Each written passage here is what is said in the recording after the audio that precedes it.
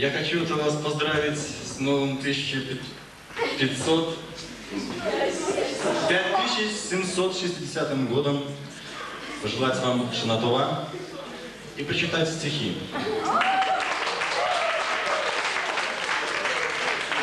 Эти стихи непосредственно относятся к разряду 60-х, потому как написал их великий еврейский поэт, шестидесятник, он родился в 1969 году, Сергей Дмитриевич Перкин.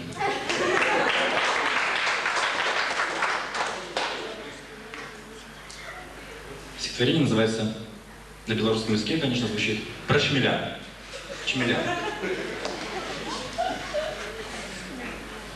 Завжди цікаво бачить, як опісля дождю природа быццам плачить.